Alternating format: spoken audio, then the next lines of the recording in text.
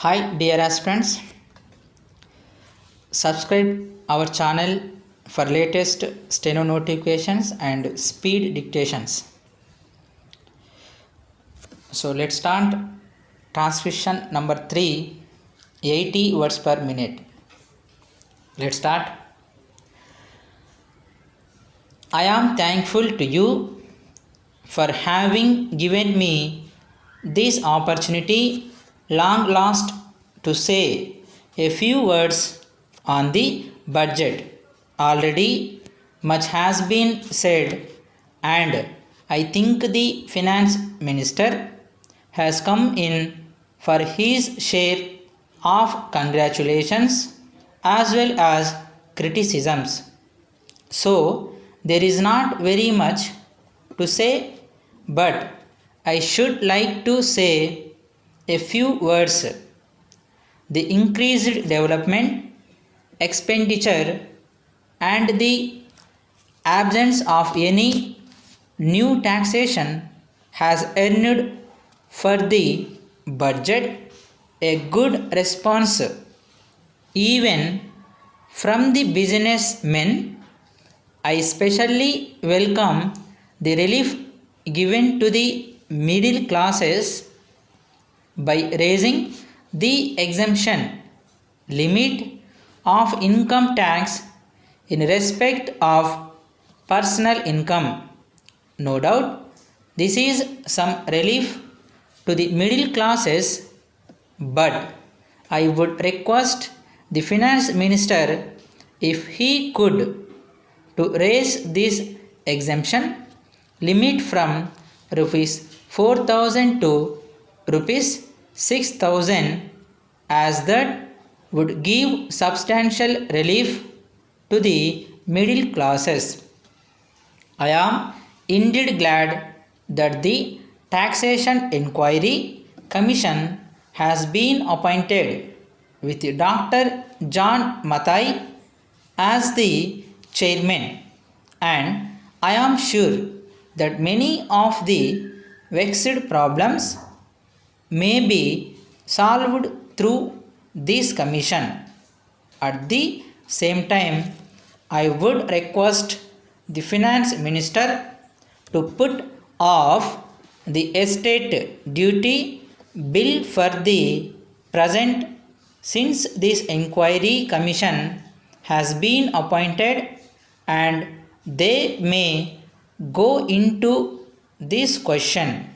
For I feel that it is not an opportune moment to put on more taxes on the people. Already, as Mr. Gadgil has pointed out, there are so many taxes on the people. The people are overburdened by taxes and they are just trying to recover their stability.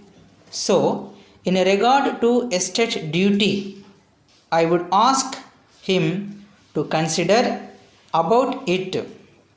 My reason for asking it to be postponed is, as I have said, that the people are still facing economic distress, and then our government is not able to offer the amenities which other countries have, where the estate duty exists, such as free compulsory education for children, free medical aid, homes for the poor and the destitute, old age pension, etc. So, my humble suggestion is that this point may be considered by the Taxation Inquiry Commission. I agree that there is a brighter side of the picture, and that instead of continually harping on our poverty. We should also see the bright side. We are making encouraging progress towards laying the foundation of a welfare state. With the cooperation of all and the implementation of the 5-year plan, I am sure, sir, that we should be able to lay the foundations and fulfill the dreams of India. It is indeed encouraging to know from the finance minister that there is a tendency of lowering food prices all over the world, and in that case the prices in our country too would be lowered. Regarding defense, for obvious security reasons, I do not agree with my friends who say that the expenditure should be curtailed. It is not advisable to take any undue risk and slogan the defense arrangements. Indeed, defense is one of our valuable assets, although strange to say there seems to be adverse opinion in some quarters. I agree with that. General Kariyappa once said that God and army are remembered only when there is trouble.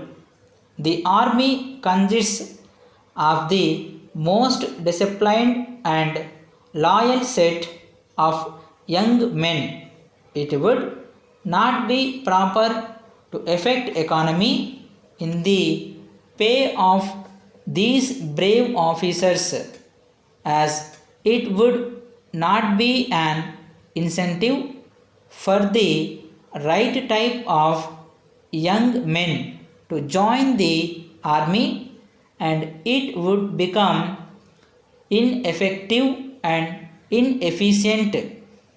I believe already officers who were drawing rupees 1400 as their pay are now getting only rupees 700 and about rupees 100 as allowances. That is, they are getting about half of what they were getting before. It is very hard for those officers on field duty to establish separate establishments for their families and for their children, and I would specially appeal to the finance minister to see that the family allowances may be restored to those officers who are on field duty. Economy in army could be affected in other ways. There is scope for more efficient operation of defense industries, which process seems slow, and by purchase policy of utilizing goods and stores indigenously manufactured. Preference should be given to country made war materials such as could be produced here, and they would be cheaper than foreign made goods. I may also suggest that the armed forces who are not on field service or under any operational commitments could be utilized for giving military training to the youths in schools and colleges which would teach discipline and loyalty. The university authorities should make military training as part of their compulsory education, just as they have adopted social, domestic, and political sciences. The National Cadet Corps is already inculcating military training in some universities such as Bombay and Kolkata, but if military training is made compulsory for our university students, it will go a long way.